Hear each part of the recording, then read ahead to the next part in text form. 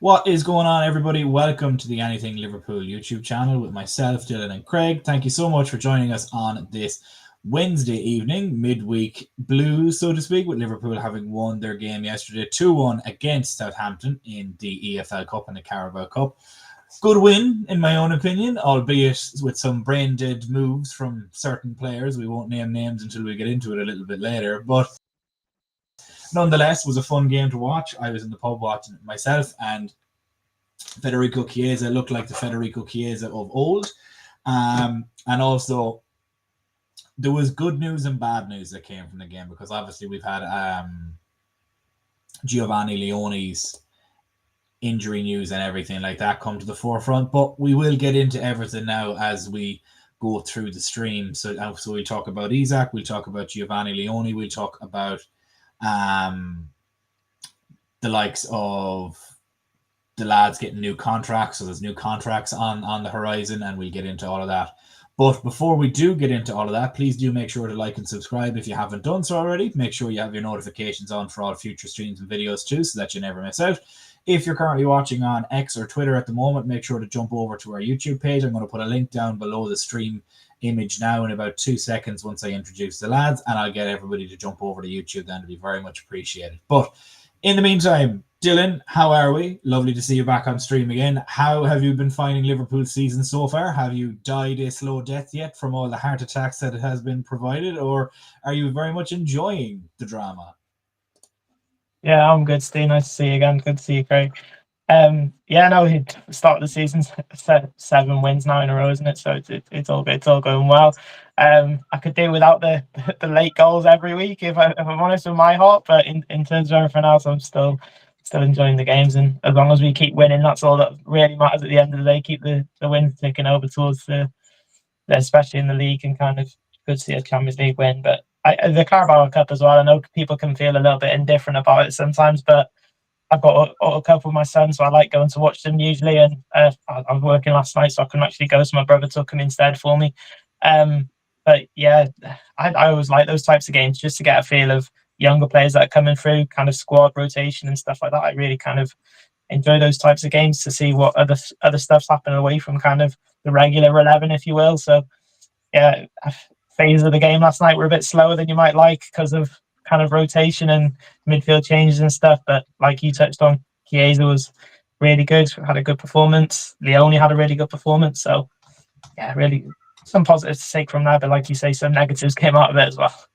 Yeah, so unfortunately some negatives came out of it. Craig, pleasure to have you on stream as well. How are you doing? Did you enjoy the game the other night? Have you enjoyed the game over the weekend, the Merseyside derby, and obviously Atletico last week as well? We've had a couple of late winners, shall we say, but nonetheless, it's been one of those. We didn't even need a late winner against Everton. It was more we went 2 up and then conceded one. So that was the one game where we didn't need a late winner. But nonetheless, it's been 7 games so far this season that a 85-minute plus winner has been needed. How are you finding the game so far?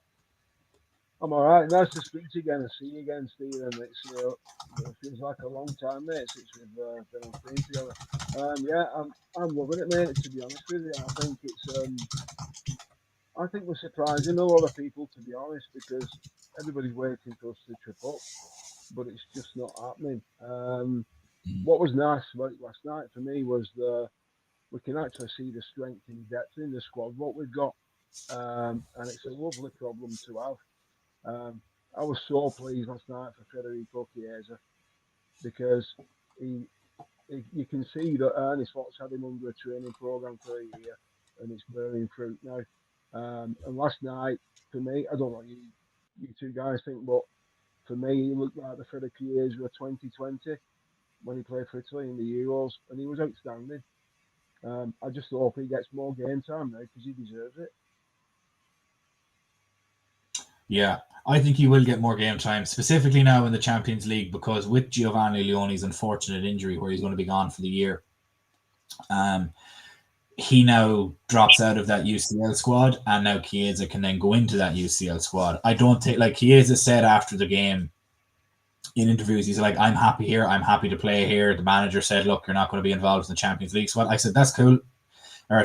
Chiesa said, that's fine. I'll be in the Premier League. I'll be in the Carabao Cup. I'll be in the FA Cup. I'll impact there. And very clearly made a statement to the manager, and it's one of those that is going to really cause problems for the manager. But we'll get into that now in a moment. I'm going to take a look at some of the comments that are here. Lost Loud asking, evening lads, Ekitike and Isak not happy with each other. I have seen nothing to suggest that in any way, shape or form.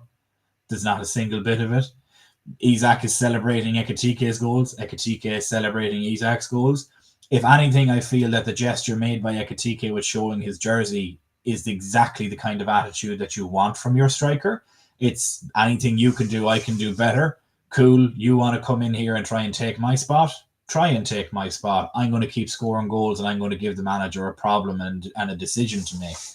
Anybody thinking that Isak walks into this team considering the form that Hugo Ekitike is in dreamland. That's not happening. Isak doesn't just walk into the squad based on his transfer fee. That's not happening. Looking at a couple of the other ones here, Everything LFC asking the question of, guys, what do you think happens in January? Do we get another centre-back? Probably. Whether that's Gahey or not remains to be seen, but will probably end up being Gahey. Palace will maybe try and squeeze an extra couple of million out of us, but I don't see us going over 20 million. But we'll touch on all of that as we go through things. And then Anonymous asking, thoughts on your guys' thoughts on including Stefan Bajcetic more can help us with play that Grav role in cup games. He can indeed. He's currently going to be training with the under-21s for the next week or two, I'd imagine, and playing with the under-21s for the next sort of 2 weeks. I'd imagine after the October international break is when you'll probably see him integrate more into the squad in game day situations. But that is where I more so see it. I'm going to pass it over to my panel mates now. Dylan, obviously, the best news to come out of the game was both Isak and Ekitike scored, and both off the back of Chiesa's hard work, which was brilliant to see. More to the question of what Laz was mentioning here. Do you foresee, because we've had mentions of it in different group chats and whatnot that I've been in anyway, where did people think that Isak and Ekitike and that partnership and the back and forth between them won't last any more than 2 seasons? Would you be of a similar opinion that maybe there's an expiry date on the two of them being part of the squad? Or do you see this is setting up for the future beyond Salah being in our front line for that goal output? No, I see it as the second, the latter, really, in terms of that. It's almost like future-proofing, because they're both young, both on long-term contracts, both, I think, till 2030 and 2031, if I'm right, on both of them. So, yeah, they've got long-term contracts. So I think it is kind of just getting ready for, because we all know Salah's not going to be there for forever. So eventually you do need another kind of attacking option. And whether, again, Gakpo in the next couple of years as well, Chiesa, again, it just gives you the kind of options to almost think ahead of for when you do need that sort of front line further down the line. Because, say, for example, we lose Salah off the right in a year, 2 years, if that's going to be the max out of it, then you do need another option to come in, whether that's then we do end up playing with 2 strikers, or Ekitike moves to the left and we have something else on the right. It's just giving yourself those options further down the line. And in terms of both of them being down the middle for the time being, I think it's good. It's healthy competition between 2 strikers. You both wanted them to be pushing each other and say, look, if you don't score, I'm going to come on and do it. And then if you don't score in the first hour, then I'm going to get picked for next time for the first hour, and I'm going to make sure I do to keep you out of the team. It's healthy competition amongst professionals. That's exactly what you want in the front line, in my opinion. Anyway, I don't see it as an issue. I think it's a healthy headache to have as a manager, to go, whichever one I put on, they're going to force the other one to play well. Otherwise, they know they're getting dropped and the other one's coming in. So I enjoy it. I think it's good for the team. I would be of the exact same opinion as that. The way that I see Ekitike's celebration is, you scored in the first half, cool. Anything you can do, I can do better. I've scored in the second half now. Say something about it, kind of a thing. It's like, you want to upend me out of this squad? Not happening. I'm going to score a goal too. Craig, would you be of a similar opinion to myself and Dylan in that you see it as good competition and healthy competition? Iron sharpens iron. Or do you see an expiry date on this relationship between the two of them? Similar to how there was kind of maybe a bit of animosity between Salah and Mane for quite a while. No, I agree with you both 100%. Absolutely. The pair of you. I think Arne Slot's rubbing his hands here. This is a lovely problem to have. I don't think there's any manager in the Premier League wouldn't want to be in Arne Slot's situation now. I would go as far to say that this reminds me of guys of Russian Dalglish and Keegan and Toshak. we've always had quality pairings up front. Why can't Ekitike and Isak be that? I know Salah's signed a 2-year contract, but it wouldn't surprise me if he moves on in a year's time and Ekitike takes over there. I'd like Mo to stay for 2 years, but 12 months is a long time in football. Anything can happen. But what you two guys have just said, I agree 100%, and I think it's a beautiful problem to have. It's a pity we've got the situation which has arisen after last night, but I think these two guys are just going to bounce off each other. I mean, we're not going to see them every day in training, but I just think they're going to be like Batman and Robin, aren't they? They're just going to be superb together. I feel sorry for the rest of the Premier League if I'm absolutely honest with you. Yeah, I think a lot of people were I think a lot of people looked at what Ekitike did with the jersey and getting sent off in a much lighter set view than what they would have if we didn't have Isak, if that made sense. Going into a very, very hard game at the weekend with Crystal Palace at Selhurst Park, and the form that they're currently in at the moment and the way they're performing, they're doing unbelievable. So it's not going to exactly be an easy game at the weekend, but with how we're performing and how they're performing, oh no, our £85 million striker is suspended. I guess we'll have to use our £125 million striker. Oh no, woe is us. How dare we have hoarded such riches? That's just the way that I look at it. But I suppose it's one of them that it's as Laws mentions there in the chat as well. It's like good competition is healthy. Iron sharpens iron. If they're driving each other to score goals and assist goals, like at the end of the day, when the two of them are holding a Champions League and a Premier League trophy, who the fuck is going to care? Like, that's the way that I look at it. Because Ekitike will break into the French squad, and then Alexander Isak is already in the Swedish squad, and there's a World Cup year coming up. Yeah. So Ekitike is going to want to be playing out of his skin, and he already is. Now, Slot obviously wasn't very happy with him. I can understand why he wasn't very happy with him, because now he limits his options for Palace at the weekend. But it's one of them that I think if people look at it as being childish, it's like, yeah, it's Southampton at home in the Carabao Cup, and I'm kind of like, yeah, but there's more behind it. Like, you're the £85 million man that the team also went and signed a £125 million man at the same position, and I like that kind of an attitude in a striker. It's like, you think you're taking me out of the squad? No, you're not without a fight. And I'm like, that's exactly what we need from our front two. If they battle each other and they're continually to one-up each other, nobody is going to complain in 6 months' time. But yeah. Bassi asking here, what's the situation with Konate? Nobody has a clue what the situation with Konate is. I feel he'll probably leave for free. If he continues to perform in the way that he's performing since the Arsenal game, let him walk. Let him walk for free. Play him every minute. Get as much out of him as you possibly can. If his form stays in the way it is and we win a Premier League and a Champions League because of it, and he still wants to walk for free, let him. He'll be replaced and he'll be forgotten about very quickly. Trent has already been forgotten about, and it's not even 6 months since he left. No player is bigger than the club, in my own opinion. Speaking of centre-backs, however, I want to talk about the positives before we get into the negatives, because in the 81 minutes that he did have on the pitch, Craig, Giovanni Leoni looked phenomenal. It's shocking that the 18-year-old debutant made the 10-year veteran look like a debutant when he was on the pitch. There was one specific moment, I can't remember exactly what the timestamp in the game was, but there was a long ball over the top and he was just sort of tracking it down. Gently takes it on the side of his right foot, takes it down, controls it, and just lays it gently back to Marmardashvili. And I'm like, am I watching the white Italian Virgil van Dijk here? Or what the fuck is going on? Like, you've watched him in Serie A. I watched him in Serie A for quite a while as well. He's an absolute physical specimen. And one of the things that I said weeks ago before we started streaming and everything, Dylan, you might remember this as well, is I called him a baby Verge because of how calm he was. And one thing that a lot of scouts said about him, and I noticed it as well, he plays the game at a completely different pace in that he looks like he's doing everything slowly, but in actuality, he's reading it about 4 or 5 steps ahead, which is a phenomenal trait for an 18-year-old to have.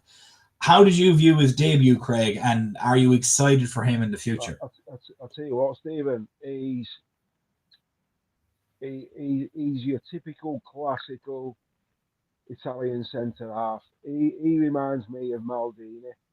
He's that good, and that's high praise, because this lad is his touch, it's just first class, and he covers the ground with such elegance.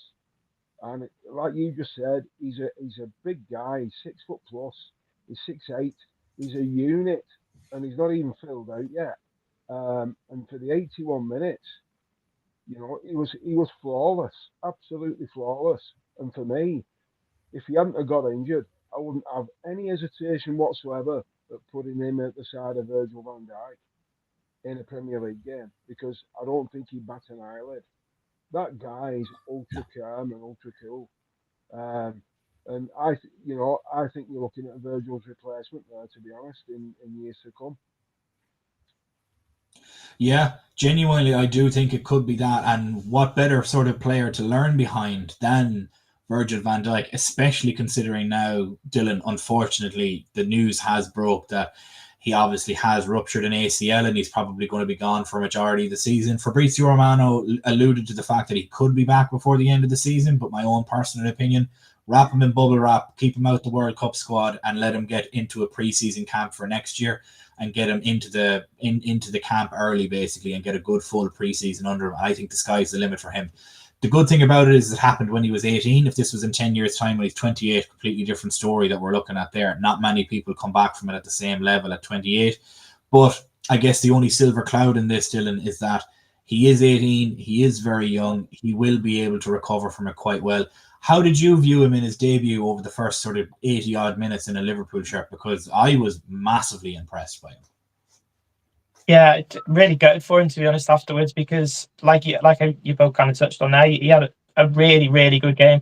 I think something like he won all of his aerial duels, 3 out of 4, I think, duels in general, something like 97% in his passing as well. He had a ridiculous game for his debut, to be fair to him. And at 18, he just looked so assured on the pitch. He just looked like you say, like a colossal mountain above people compared to the other people on the pitch. And I mean, Joe Gomez has been in and out of the team with injuries and stuff like that. But like you said, he almost made it look like he was the experienced one over the two of them, and kind of like he was carrying Joe Gomez through the game at times. And for an 18-year-old, it's really kind of positive signs in terms of that, because he seemed to have the leadership qualities of the back already at 18 to kind of be telling them about where to be and kind of bossing things in there.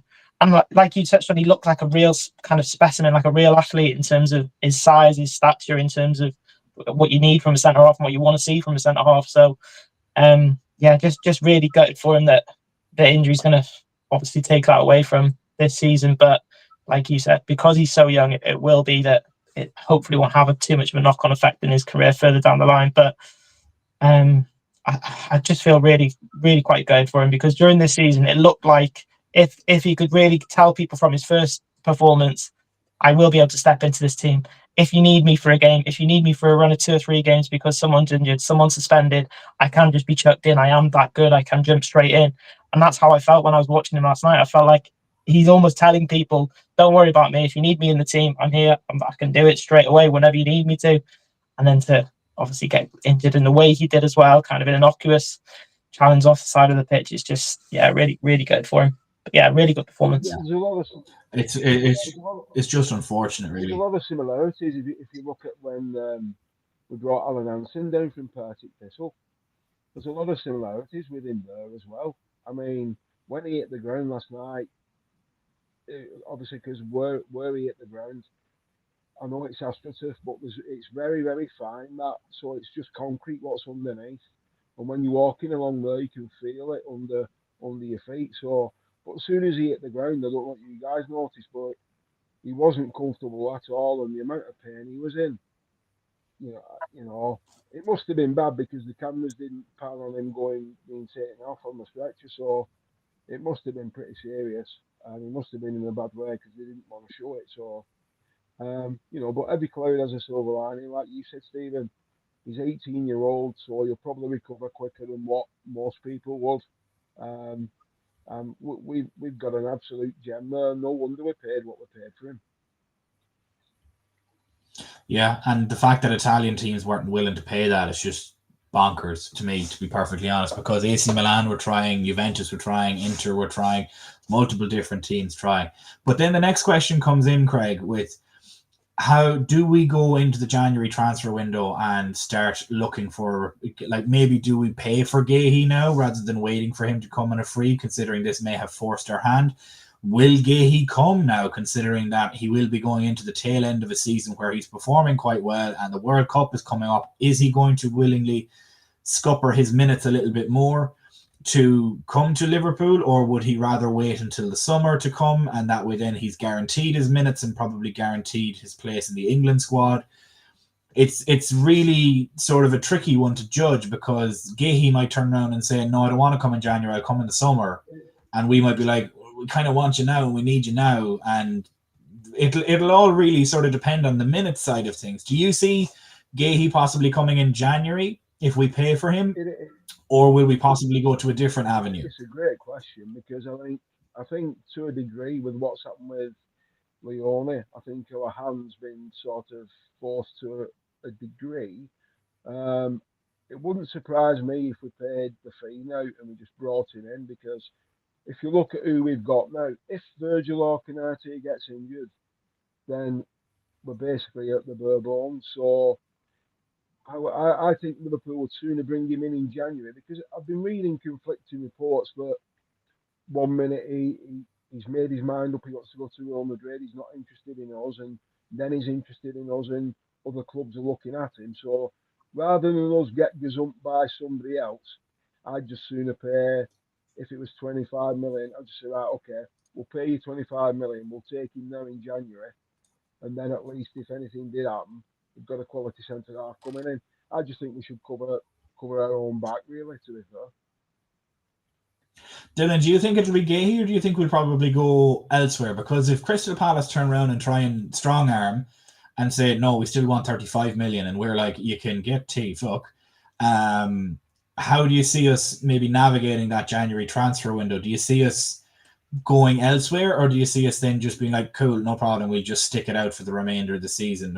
So, like, rather than making a signing for depth's sake, will there be maybe a willingness to overpay for Gahey a little bit? I think we'll end up paying for Gahey, just because when you look at what we've done previously, where we have been kind of really desperate for a centre half, things like Ozan Kabak, no issues with him, but we did that at the time. Ben Davis and stuff like that, we brought in, and he never played a game. I think he ended up going to Rangers, I think, after that, and now at Oxford or something, isn't he? So we've done situations like that where we've almost gone where we haven't got anyone and we just feel we're desperate for a centre half, so we'll get someone. Whereas I think now we clearly wanted him, so I think we'll go in. I don't think we'll go anywhere near the 35 that they wanted during the summer, and I think we'll go in 15, 20 and be like, well, you either have this and that's your money, or we get him for free in the summer and kind of leave it on as an ultimatum then to Palace and kind of say, well, do you want money for him, or do you want to let him to leave in the summer? And I think we need to almost be stronger with that then, and as well, and kind of be a bit stronger in the situation when we say to them, right, we either you take the money from us now, or he doesn't get a contract with us then, you leave it. And we almost force kind of his agent to kind of go, actually, we need to take this now, otherwise we don't get the move to Liverpool. Yeah. I think that's almost how strong we have to be in January and get the person we want rather than someone we potentially need as another option. Yeah, I agree with you. I think that's probably the best negotiation tactic that we could do, is basically say to Gahey and his agent, either this move happens now or we'll move on and get somebody else in now, because we need somebody in now, and we're not going to entertain a move for you in the summer. As in, like, we won't go near you for a free transfer in the summer. I think that would be the negotiating tactic if Konate signs an extension. If Konate doesn't sign an extension, well, then we can be like, look, Konate doesn't look like he's going to sign an extension. We'll come back free in the summer anyway, if you're happy with that. And we'll just go in a different direction and get somebody else now. That probably will be the sort of two avenues they take. It'll be interesting.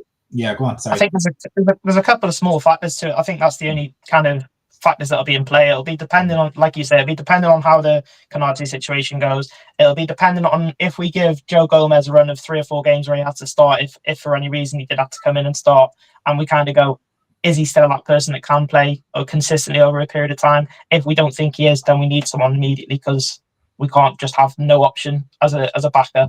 So I think there's a couple of small little factors in play, but I think we'll go back in for him and John. My initial thought was that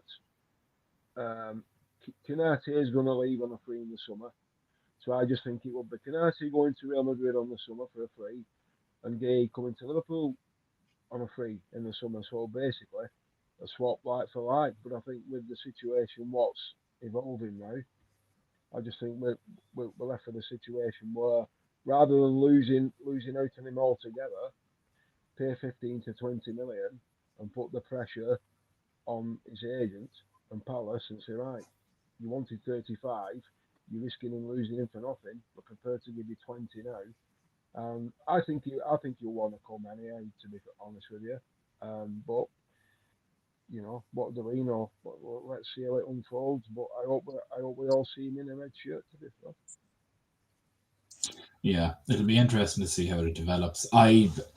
It's going to come down to one of two things, in my opinion. It's going to come down to whether or not Konate's deal continues, because that will be a bargaining chip that Palace, and it's not that Palace, but more so Gahey's agent will pull.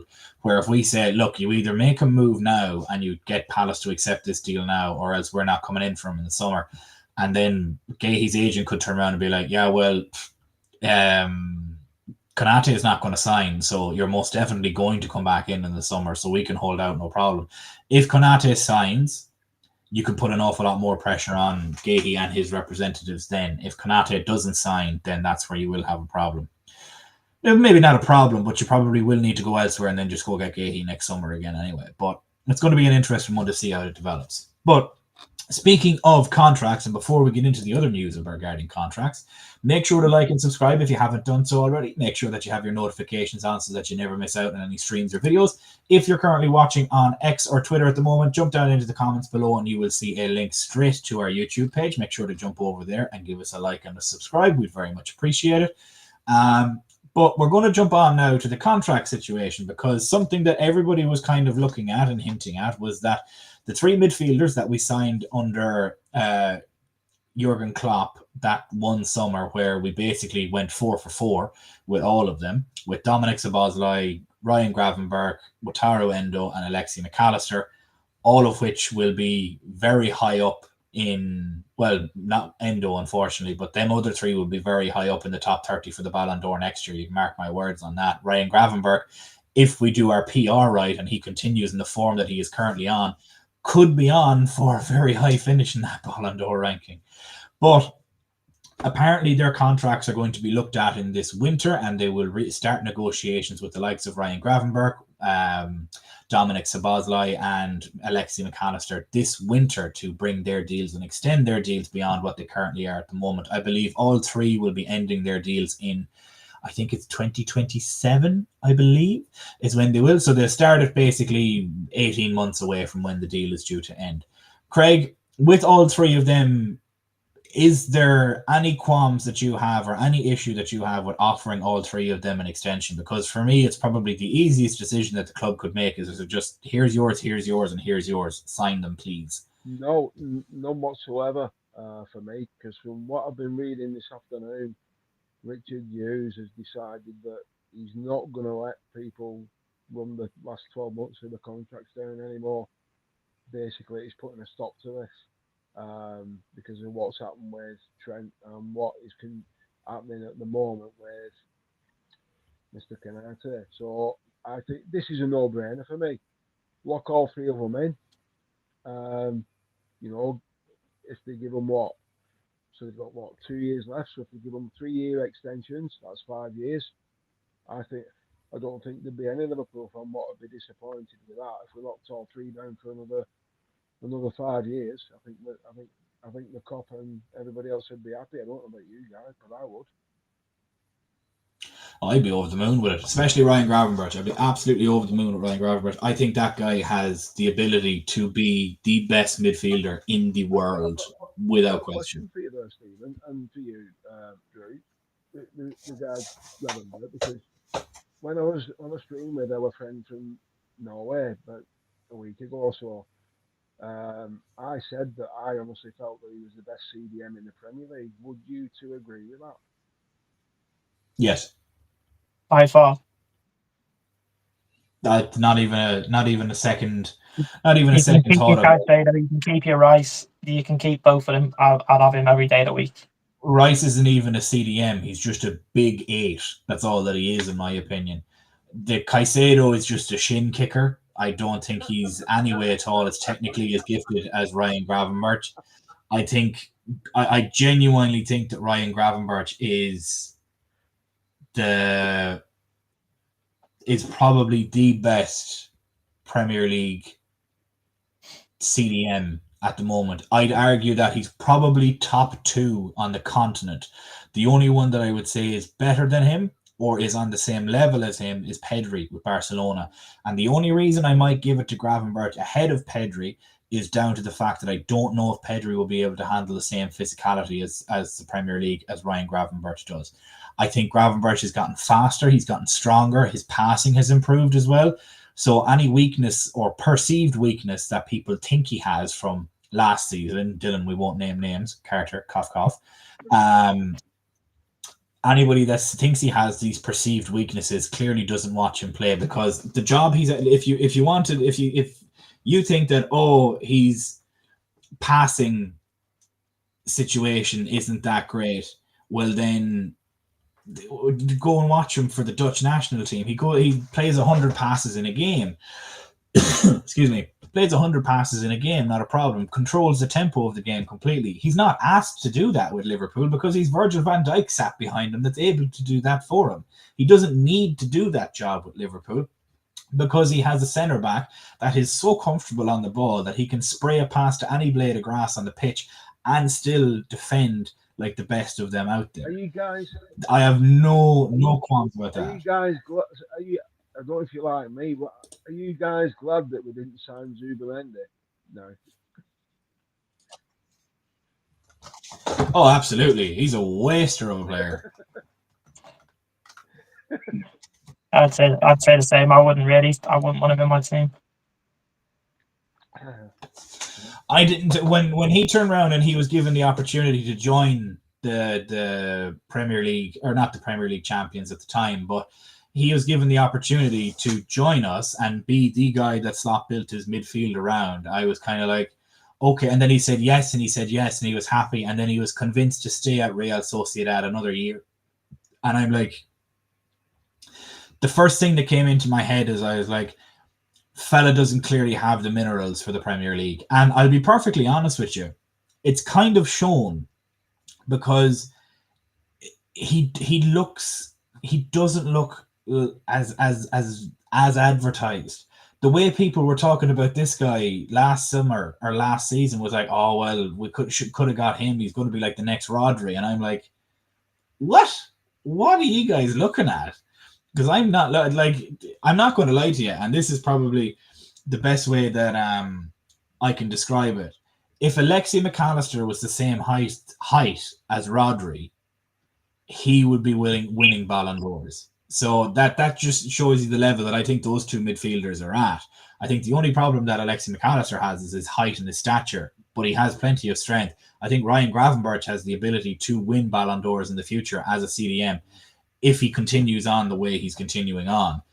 But Dylan, I'll throw it over to you yourself. I gotta turn on a light here. I'll throw it over to you yourself, because I think Ryan Gravenberch is the best CDM on the continent. Maybe bar Pedri, but that's a coin toss for me, in my opinion. For me, he's the form he's in particular right now. He's the best. I mean, you can't doubt Pedri either. But like you touched on, his athleticism compared to somebody like a Pedri is why I'd still have him right there at the top. I think in the Premier League, no one at the moment is at his level in terms of what he's producing these last 3 or 4 weeks. He just looks so much higher and head and shoulders above everybody else at this moment in time for me. Yeah. In terms of all three of the midfielders, though, in terms of you mentioned about the contracts for the three of them, I've heard other people, and yeah, I mean, you just said it a second ago there, somebody who we've had in one of our chats before saying, particularly with Alexis McAllister, that they'd be quite willing to cash in on him at this moment in his career because it's probably the last time we'll be able to cash in on him based on his age and stuff like that. I'm like, why you've got the best midfielders in the world? Why would you possibly want to cash in on them? Once you've got 3 in your team that are that good and are coming up for new contracts, what's the point in cashing in on them and trying to find the alternative, which is probably not as good? Use what you have. Utilize what you actually have in your team right now. Why would you possibly think about it? The perfect phrase that I have that describes that and describes opinions like that, and Carter is somebody that has that opinion. I feel that Carter's opinions on, and Craig, you don't know Carter, but Carter's in a group chat that myself and Dylan are in from 8 years ago. But Carter has the opinion that Ryan Gravenberch isn't a CDM and he should be moved up further. And I'm kind of like, that's exactly where he plays all the time. Like, and I wouldn't mind. He kept saying after, was it the Everton game where he got the goal and he got the assist? If you go and look at the heat map for that, Dylan, on SofaScore, his actual heat map shows him in a right CDM role predominantly, not any way advanced as an 8 at all, by the way. I just thought I'd mention that. But Carter is of the opinion, and probably the best way to describe it, Dylan, is Carter's a smart kid and I understand where he's coming from, but he's letting perfect be the enemy of great. And that's the problem. It's a shiny new toy that may work, and I'm kind of like, it doesn't have to be that way. Like, we won the Premier League last season using those guys in a double pivot. They are clearly the 2 best midfielders, one of the 2 best midfielders on the planet. You're letting perfect be the enemy of good. You are never going to attain perfect, but you do have greatness right now, and that is something that you can't, as you said. Like, what's the odds? Like, Ian Graham, the guy that ran hard data for so long, said 50% of transfers fail. So are you willing to roll that dice on cashing in on Alexi McAllister to see if the next guy is as good, if not better, when he has probably an equal chance to fall flat on his face and fail? I'm not willing to run that chance. Unless Alexi McAllister loses both of his legs, he is in that starting 11 for me. Yeah. And I'm of the opinion of you've got the benefit of them being in your team. I don't see the benefit for myself in trying to look elsewhere for something else, to chase the dream of something else whilst you've already got it in front of you. Why? I don't understand the mentality of that if you are going to. But, and it's not a slight on, like you said about Kai, it's not like he's not here to defend himself. It's not a slight on his opinion. I've had loads of other people who have got the same opinion that I've spoken to, and I'm just like, I don't understand the mentality of it, because you've got the players. Let them play for you instead of chasing someone else. So if we it's shiny new toy. If we sold McAllister, who do we replace him with? Exactly. There's the $1 billion question, Craig. Like, who do you replace that kind of a player with? McAllister is the only person I'd replace McAllister with would be Guimaraes from Newcastle. No, even I wouldn't do that. I wouldn't let McAllister go. Yeah, I wouldn't. Yeah, I'm gonna get his contract done. Yeah, I'd be of the same opinion as that. It's more just like it's letting perfect be the enemy of good is the way, or enemy of great is the way that I look at it. It's just a shiny new toy syndrome. He signed him for 35 million, and I think he's quadrupled his transfer fee already. Oh, absolutely. Like, don't get me wrong, if somebody turned around and said, "Here's 150 million for him," I'm sure there'd be a conversation. Yeah. But that's not a fee that I don't think anybody's going to pay for him, and I don't think he's going to be one of them South Americans that wants to go to like Real Madrid or Barcelona, because if he did, he wouldn't have gone to Brighton. He would have gone to another La Liga side in the hopes of getting the attention of those 2 big Spanish sides. Similar to his brother over in USG. They don't seem like the type. Now, in saying that, they're 2 Argentinians that are blue-eyed, blonde-haired, and have basically English names. Well, technically they're Irish, but it's mad to think that Ireland could have had a midfield of Declan Rice, Alexi McAllister, and Jack Grealish, but we'll say fucking no more about that, unfortunately. We'll keep our Jason Malumbi, our Jason Knight, and whoever else can sit in there. You could have had Harry Kane at striker too, but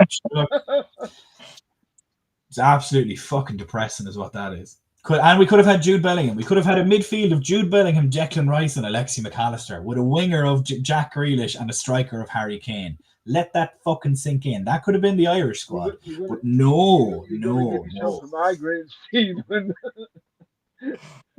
Look, it is what it is. Look, at least if they open up the World Cup to 64 people, look, at least then, Dylan, we might get in because we're ranked 61st in the world. So that's probably one way to look we still won't, Stephen. Don't let the pipe dream go.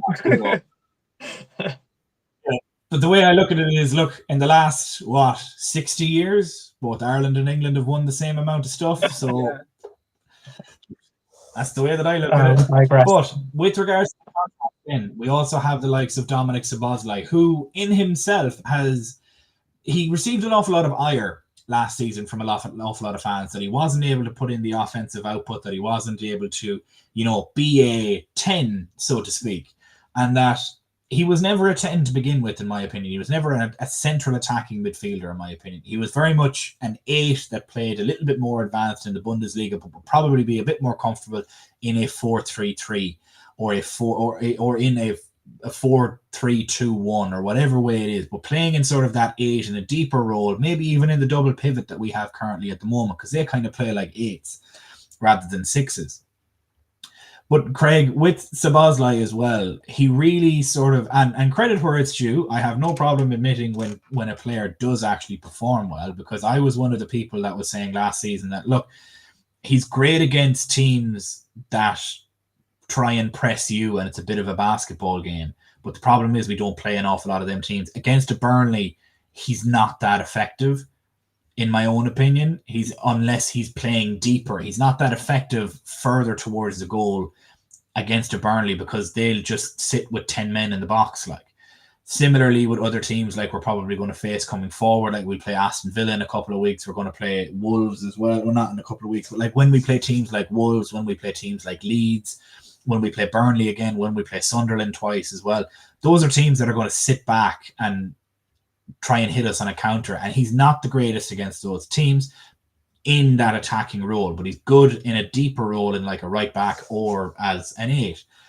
With how he has played last season compared to how he has played this season, have you seen a change in Szoboszlai in that he seems more comfortable in his role now that there's somebody taking over that offensive duty as the 10 in Florian Wirtz? I think what you've got to look at as well, don't forget how old he is.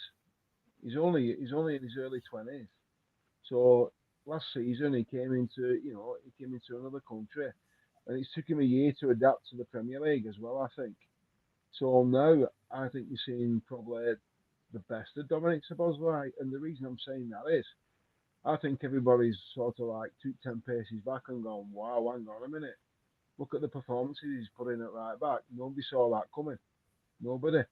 And I just think, if you look at the engine he's got as well, he never stops. The man's he's like a Duracell rabbit. He's just phenomenal. And rather than people getting on his back and saying, well, he's not doing this and he's not doing that as an 8 or as a 10 or as a 6, appreciate what he's good at. He can't be good at everything. So I think what Arne Slot should do is look at his strengths and look at his weaknesses and say, right, okay, where can I get the best out of him? And then the stuff what he's not as good as, Florian Wirtz will pick up on that, and I think they'll bounce off each other, because Szoboszlai he's a young lad, and I think he's underrated, to be fair. I mean, I still keep watching his goal against Arsenal. I don't think you'll see many better free kicks than that this season, to be fair. And he did it again for Hungary about a week later. So I think we should be thankful that we've got him, because he could have gone anywhere, really. He's one of them that I agree with what you're saying, when we play the lesser teams, he struggles a bit. Maybe he finds it difficult getting up for games like that. Whereas when it comes to the big games, he doesn't need a pep talk. He's there. So I don't have a problem with Szoboszlai. It's nice to have somebody we've got in the squad who can wear that number 8 shirt and not feel the weight of it.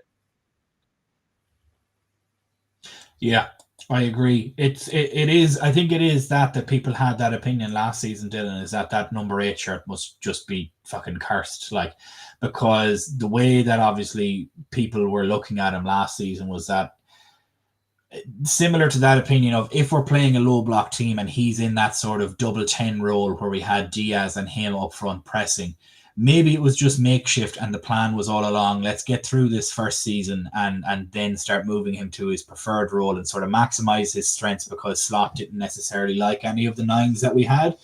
And instead of maybe not beating teams technically and with tactics, he kind of took a leaf out of Jurgen Klopp's book and bet them with intensity and running and stamina and pressing. And you've seen a bit of a drop-off in that in this season, that we're not necessarily pressing as viciously, I suppose is probably the best way to describe it, but it's an awful lot more reserved, tactical and thought out, which is why you kind of see Ekitike and Isak, they're not sprinting down the centre back. They're like, okay, well, we're just going to defend the passing lane because you're not going to do fuck all sat back in your own 6-yard box. So do something with the ball and then we jump on it that way. It's nearly the second and third ball that we're trying to jump at now rather than the first ball last year. How have you seen Szoboszlai's sort of role evolve? And do you think he's better off in that pivot deeper back? Or do you think it's good to have a midfielder such as him that can kind of play multiple roles? He can play right back. And as Craig mentioned, he doesn't seem to have the weight of that number 8 on the back of him, considering who wore it before him, the great Naby Keita. Yeah. So it seems to be a kind of a mixture of a few things. So like you said about the pressing now, it's more of with a purpose rather than just a relentlessness. Before it was beforehand, it was every single time we go. Now it's kind of we push them into the right areas to make sure we win the ball back in the right positions rather than just everyone pile on. And in terms of, like you said, about the weight of the shirt, that almost as a starting point, because he scored, I think early on he scored that screamer, didn't he, against Leicester in the Cup, and then straight away people were already kind of comparing him straight away to Gerrard. It's going to be a regen of Gerrard straight away without any sort of question. People were putting that, and then the PR, the social media kind of picks up on it. And then the second that doesn't happen is then when people go, well, this guy's no good because he's not being what we expected him to be. And that's almost where kind of he became an easy scapegoat at times, where because he is high pressing and he does a lot of running and he is athletic, if the creative side wasn't there, then people would then go, it's because he can't pass the ball, he can't shoot, he can't do this, he can't do that, because he's not that, like you say, the Florian Wirtz type who's a number 10, who's neat and tidy in the really kind of half spaces and tight spaces in between the defensive lines. Because he isn't that, then that is easy to kind of throw at him straight away when it doesn't, and it kind of breaks down in those areas. So I think he's better in those kind of 8 situations. It's a strange one though, because when you see him play for Hungary, where he is that person that has to be that for them because they don't have a creative spark a lot of the time in their national team. So he almost takes that upon himself in the Hungary team to go, I will create this now. Whereas when he's in Liverpool, it's almost like too many cooks, and then he has to almost kind of take a step back and go, no, actually they're technically better than me. Let them do that side of it, and I'll do the other side of it. And that's kind of, I think now he's realised where the balance has to be there, where he goes, I don't have to be the one that's creating everything now. I can just use my actual positives, use my athleticism, use my robust tackling, use kind of everything I've got in terms of I do have a long shot to use it occasionally. I do have a good pass in me, but I don't have to be the one that creates everything in front of me, if that makes sense. So I think it's kind of almost noticing now what his role can be within this Liverpool team rather than what people expected it to be straight away. Yeah, it's an adaptation to it, and I think very similar to Ryan Gravenberch's role as well. When he initially came in under Klopp, it was kind of like, is he moving him as an 8? Maybe he should try him as a 6. Personally, and it's still the feather in my cap to this day, when Ryan Gravenberch was signed, I said that guy is a CDM. Nobody believed me. Everybody laughed at me. But boy, oh boy, did I come to fruition 12 months ago when everybody was watching him against United, and I was like, told you, that boy is a 6. That boy is a CDM. But it's an interesting one because I hope all 3 of them get their contracts. I do. Because having a midfield trio like that, and then you add Florian Wirtz to it, you have 4 guys that can rotate in there that have the potential to be world class. Florian Wirtz is a 2-time Bundesliga Player of the Year. He's an invincible in the Bundesliga as well, along with Frimpong. And then you have Alexis McAllister, who's a World Cup winner. You have Ryan Gravenberch, who is a Bundesliga winner, although he didn't really do much with it with Bayern. He didn't really perform all that much with Bayern. Still a Bundesliga winner. And then you have Szoboszlai, who has yet to not win a trophy every year of his professional career. So they're serial winners to a degree. And obviously, Gravenberch was with Ajax for a while, so he's won the Eredivisie as well. and then you have Wataru Endo, Curtis Jones, and Stefan Bajcetic that will come through, and then you have Arne Leoni, who looked better the deeper he played against Southampton. I think he was maybe sold a bit short with a lot of the passes that Joe Gomez was playing him. I won't lie, but for a team that was crying out for midfielders for the longest time to all of a sudden be an abundance of them, it's quite a turnaround in my own opinion. But we are going to leave it there for this evening, guys. I think we've gone through all the topics that we have. But before we do, I just want to make sure that everybody has liked and subscribed if they haven't done so already. Make sure that they have their notifications on for all future streams and videos too, so that they never miss out. We will be live again from, what day is today? Wednesday. We'll be live again from Friday at 7 p.m. where we will be doing our pre-game stream before the Palace game on Saturday. We'll then be live after the Palace game on Saturday. So make sure you're around for both of them. Get your notifications on. If you're watching on X or Twitter at the moment, jump down into the comments below and you will see a link straight to our YouTube page where you can like, you can subscribe, and you can put those notifications on so that you won't miss out. Appreciate everybody for joining us on this Wednesday evening. From myself, from Dylan, and from